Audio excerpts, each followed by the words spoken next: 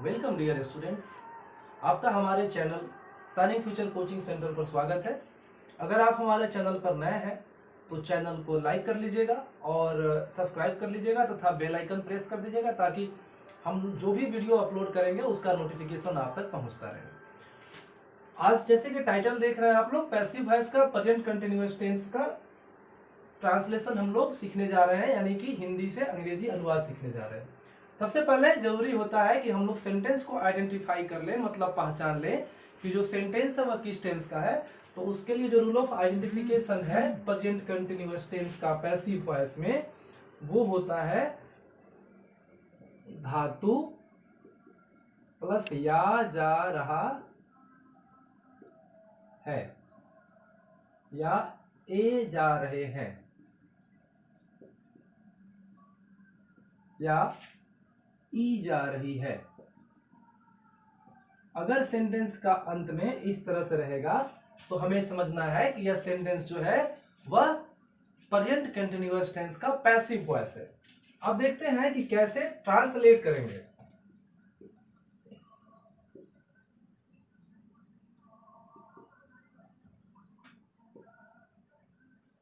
ये जो स्ट्रक्चर है इसको ध्यान में रखना है और स्ट्रक्चर को जब आप इसको ट्रांसलेट करने लगिएगा हिंदी से अंग्रेजी में तो बस स्ट्रक्चर के आधार पर आपको लिख देना है। आपका ट्रांसलेशन पूरी तरह से कंप्लीट यानी कि सही रहेगा। चलिए देखिए, सबसे पहले अफर्मेटिव सेंटेंस में क्या होता है, स्ट्रक्चर तो subject plus is am are, is am या आर प्लस कंटिन्यूअस में पैसिव वॉइस में हमेशा बीइंग का यूज किया जाता है। तो subject plus is am are plus being plus बी3, जैसा कि आप जानते हैं कि पैसिव वॉइस में हमेशा वर्ब के थर्ड फॉर्म का ही हम लोग यूज करते हैं। इसके बाद रेस्ट ऑफ जो भी आएगा वर्ड उसको लिख देंगे। एक एग्जांपल लेते हैं कि बच्चों को मिठाइयां दी जा रही हैं।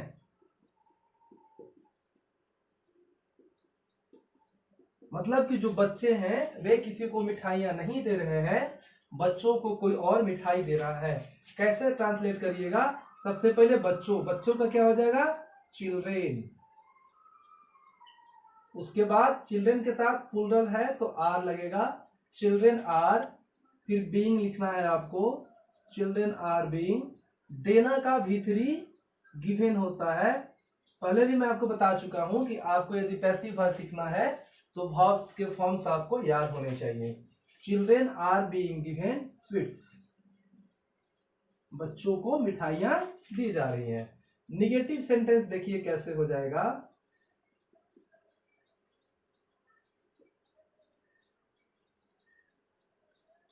नेगेटिव सेंटेंस में ये स्ट्रक्चर हो जाएगा subject plus is am are plus not plus being plus भी3 plus rest of the word जो भी आएगा वो आपको लिख देना है।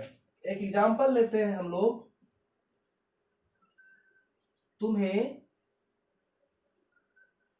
नहीं बुलाया जा रहा है।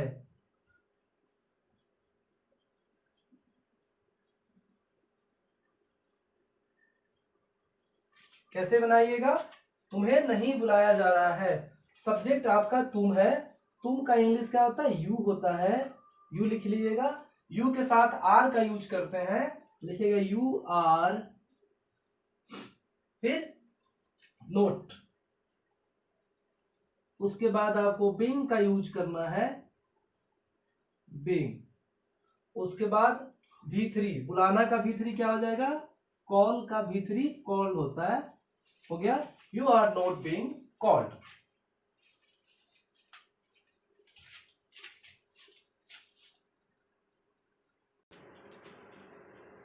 अब देखिए सिंपल इंट्रोगेटिव। पहले मैं आपको बता चुका हूं कि सिंपल इंट्रोगेटिव और स्पेशल इंट्रोगेटिव में क्या फर्क होता है। सिंपल इंट्रोगेटिव सेंटेंसेस, इसका स्ट्रक्चर क्या हो जाएगा, सबसे शुरू में आप यूज करिएगा इज एम आर का, उसके बाद सब्जेक्ट, और यदि इंट्रोगेटिव निगेटिव रहेगा तो नोट का यूज करेंगे, और इंट्रोगेटिव निगेटिव नहीं रहेगा तो नोट का यूज नहीं करेंगे। नोट के बाद आपको बीइंग लिखना है, उसके बाद V3, फिर रेस्ट ऑफ द जो भी वर्ड आएंगे, और सबसे अंत में साइन ऑफ इंट्रोगेशन आपको लगा देना है।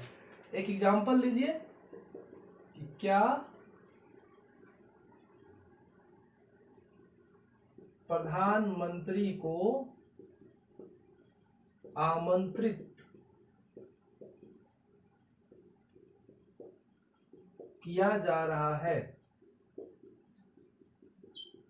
इसको कैसे ट्रांसलेट करिएगा, देखिए यहां पर सब्जेक्ट आपका प्रधानमंत्री है, प्रधानमंत्री सिंगुलर है और थर्ड पर्सन है, तो उसके साथ इज का यूज करेंगे। तो सबसे पहले लिखेंगे इज, और प्रधानमंत्री है तो लिखेंगे the prime minister, prime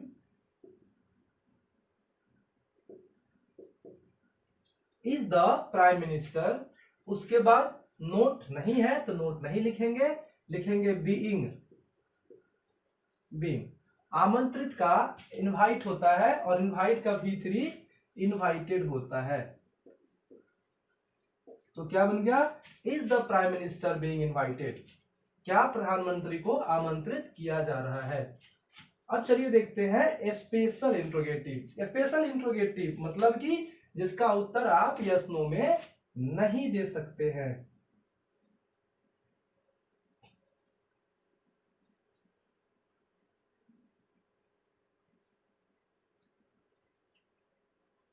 special interrogative में देखिए क्या हो जाएगा, जो स्ट्रक्चर है कुछ नहीं करना है, जो WH वर्ड्स होते हैं यानी कि जो प्रश्न वाले वर्ड्स होते हैं उनको सेंटेंस के फर्स्ट में लिख देना है।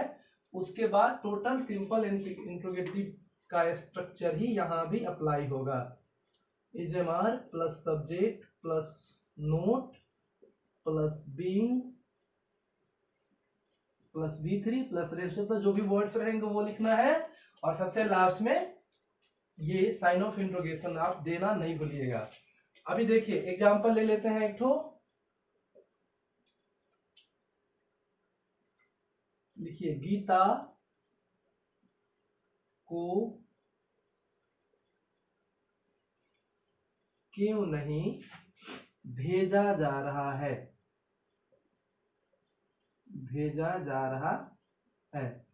कैसे ट्रांसलेट करिएगा, सबसे पहले WH वर्ड केव है यहाँ पर, तो केव के इंग्लिश को सबसे फर्स्ट में लिखिएगा। केव का इंग्लिश क्या होता है आपका, केव का इंग्लिश हो जाता है आपका वाई, तो यहाँ लिखिएगा वाई। उसके बाद आपको क्या करना है कि गीता क्या है, एक नाम है, तो थर्ड पर्सन सिंगुलर नंबर हो गया तो इज लगेगा, तो लिखिएगा why is Geeta. Negative sentence है तो नोट लिखिएगा वाई इज गीता नोट। भेजना का सेंड होता है इंग्लिश, और सेंड का V3 सेंट होता है, तो यहां क्या लिखिएगा why is Geeta not sent, why is Geeta not being sent. Geeta को क्यों नहीं भेजा जा रहा है, why is Geeta not being sent. इसके बाद मैं आपको कुछ प्रश्न दूंगा, क्वेश्चंस दूंगा, और आपको उसे कमेंट बॉक्स में जाके उसका आंसर बताना है। आइए मैं आपको मात्र 4 क्वेश्चन दे रहा हूं, और कमेंट बॉक्स में जाके उन क्वेश्चंस का आपको आंसर कर देना है। मेरे पास स्मार्ट बोर्ड नहीं है तो मैं इसी सिंपल बोर्ड से ही पढ़ाता हूं, तो थोड़ी सी परेशानी होगी आपको। चलिए एक्सरसाइज देखते हैं।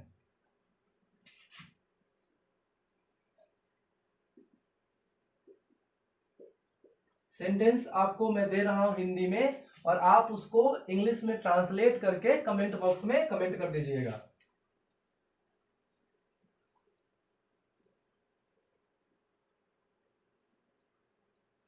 आपको कहां बुलाया जा रहा है। दूसरा, रोहन को खाना नहीं दिया जा रहा है।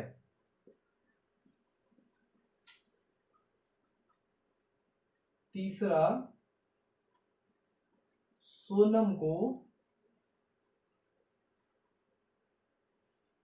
पीटा जा रहा है। चौथा,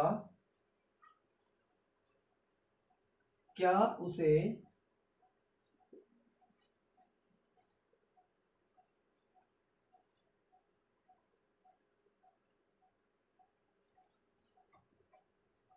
पुरस्कार नहीं दिया जा रहा है। ये 4 मात्र सेंटेंस है। आप इसका ट्रांसलेशन करके कमेंट बॉक्स में टाइप कर दीजिएगा और